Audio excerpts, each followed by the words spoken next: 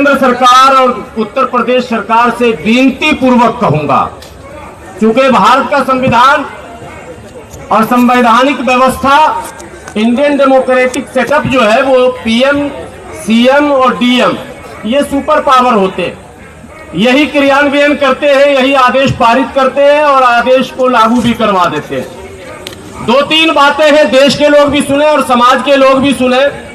लगातार देश में एक बात चल रही है बुलडोजर पॉलिसी की, और बुलडोजर जो चल रहा है वो ये कहकर चलाया जा रहा है कि भैया ये अवैध निर्माण है।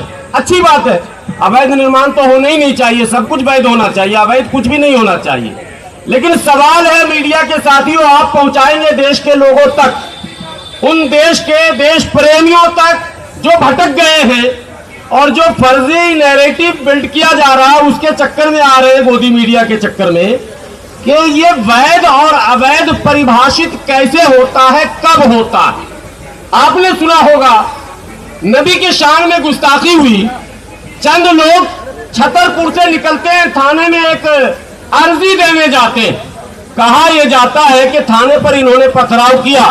मैं इस तमाम भीड़ से पूछता हूं, मीडिया के साथियों से पूछता हूं और भारत के तमाम इलेक्ट्रॉनिक चैनल और प्रिंट मीडिया से पूछता हूं कि छतरपुर थाने पर पथराव करने का कोई वीडियो आपके पास है क्या?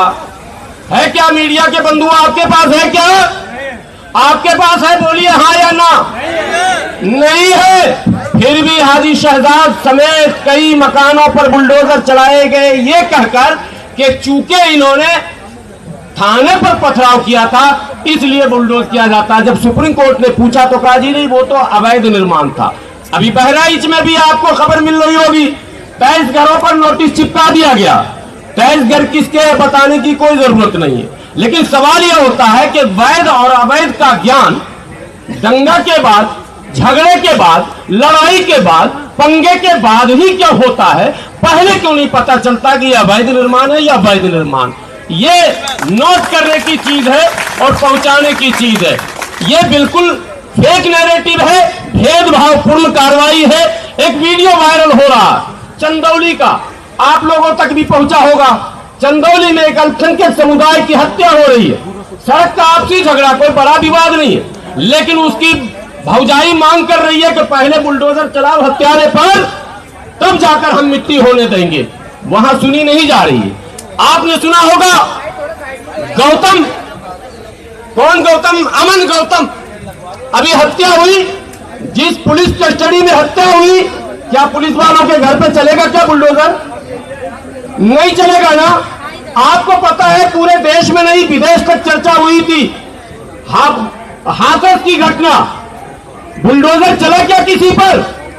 नहीं चला। मीडिया के बंधुओं, देश प्रेमियों, ये बात आप हर चौक चौराहे पर उठाइए। देश प्यार से चलता है, प्रेम से चलता है, भाईचारे से चलता है, अमन से चलता है, सुकून से चलता है। अगर अशांति होगी तो विकास बाधित होगी। आप कहते हैं हमें विश्व गुरु बनना है और आप जानबूझकर देश के अंदर बदअमनी फैलाते हैं। एक वीडियो ये दिखाइए कि कोई मुसलमानों का जुलूस गया हो और किसी मंदिर पर उसने चढ़कर झंडा फहराया हो। है क्या एक भी वीडियो? नहीं है। लेकिन सैकड़ों वीडियो, मीडिया बंधुओं और हमारे देश प्रेमियों, सैकड़ों वीडियो है ऐसे कि उनका जुलूस जा रहा है और मस्जिद पर चढ़कर वो झंडा फहरा रहे। क्या हो रहा है इस देश में? कहां ले जाना चाहते हैं आप समाज को? किसने ये आपको सिखा दिया? आज उस गोपाल मिश्रा के परिवार से जाकर मिल लो, कोई पूछने वाला नहीं है, कोई उसको दुख को बांटने वाला नहीं है। चढ़ जा बेटा सूली पर। लोग भड़का रहे हैं, लोग दिग्भ्रमित कर रहे हैं, लोग आपको गलत पाठ पढ़ा रहे हैं। आप किसी भी कीमत पर उनके बहकावे में नहीं आइए। एक बात दलित भाइयों को नोट करना है, क्योंकि दलित मुस्लिम यूनिटी अगर नहीं हुई तो देश बहुत पीछे चला जाएगा, बहुत पीछे चला जाएगा। अगर बढ़कर दलित नेतृत्व सत्ता की तरफ नहीं बढ़ता है और मुसलमान मुट्ठी की तरह उसके साथ नहीं जुड़ता है तो याद रखना आने वाला दिन आपके नेता को माफ नहीं करेगा, आपके नेता को माफ नहीं करेगा। आप देख रहे हो आरक्षण नगर से चल करके आए हमारे आरक्षण विरोधी निजाम चौधरी जी का स्वागत है। आरक्षण विरोधी आंदोलन कहां हो रहे हैं आपको पता है दलित भाई? आपने देख लिया? अभी हमने नहीं किया।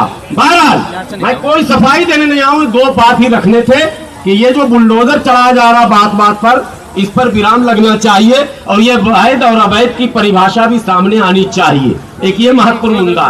दूसरा मुद्दा है कि हमने कभी आपका अपमान नहीं किया, आपके धर्म गुरुओं का अपमान नहीं किया, आपके किसी भी अवतार के खिलाफ हमने कभी कुछ नहीं कहा। क्या मुसीबत है, आप प्रवचन करने जाते हैं, आप जो है कथावाचक हैं, आप अपने धर्म का जो कुछ भी कहना है कहिए अपने लोगों से, आप दूसरे धर्मों पर आप अभद्र टिप्पणी क्यों करते हैं? इसकी अनुमति कौन देता है और कौन है जो उसके बचाव में सामने आता है? ये प्रचलन बंद होना चाहिए। क्या ये सुनियोजित ढंग से होता है? आपने मुफ्ती सलमान अजहरी को सिर्फ इसलिए गिरफ्तार कर लिया था कि उसके शेर जो थे वो भड़काऊ थे। ठीक है, मैं विरोध नहीं कर रहा हूं, मैंने कहीं धरना प्रदर्शन भी नहीं किया। हाँ, आपत्ति तो जताई की हमने, लेकिन आपने दूसरों को गिरफ्तार क्यों नहीं किया? कौन सी मजबूरी है? क्या आप इन लोगों को गिरफ्तार नहीं कर रहे हैं? इनके बचाव में लोग आ रहे हैं, धरने हो रहे हैं, प्रदर्शन हो रहे हैं। आपको ये बताना पड़ेगा, दूध का दूध और पानी का पानी होना चाहिए। राजधर्म का आपको पालन करना चाहिए। अगर इस तरह से लगातार वन साइडेड काम होगा तो कोई गाड़ी जो वन साइड चलती है तो वो एक्सीडेंट हो जाती है। वन साइड ड्राइवर लोग होंगे यहाँ पर, लगभग आधे से ज्यादा लोग गाड़ी चलाना जानते हैं। वन साइड अगर कोई गाड़ी चलती है ना तो उसके स्टीयरिंग को बहुत जोर से पकड़ना पड़ता, जरा सा भी स्टीयरिंग ढीला लेंगे एक्सीडेंट। तो ये वन साइड सरकार नहीं चल सकती, सरकार को बैलेंस बनाना पड़ेगा। अंतिम एक बात कहूंगा, आप लोगों को बताया जाता है कि योगी जी आए, मोदी जी आए, अब्दुल का नट टाइट कर दिया गया। मैं ये बात इसलिए कहता हूं, मैं अपने बड़े भाइयों को समझाना चाहता हूं। देश के वो बड़े भाई जिनके कांधे पर इस देश का भविष्य है, अगर वो गलत रास्ते पर चले जाएंगे तो हम तो मुट्ठी भर लोग हैं, हम तो 15% है, क्या हम करेंगे आपके साथ? आप जब तुल जाएंगे देश को डुबाने पर तो हम कब तक बचाएंगे भाई? इसलिए एक बात कही जाती है, अब्दुल का नट टाइट कर दिया गया। बोल्ट आपने देखा होगा इतना बड़ा होता, नट इतना बड़ा होता। बोल्ट 85% होता है, नट 15% होता है।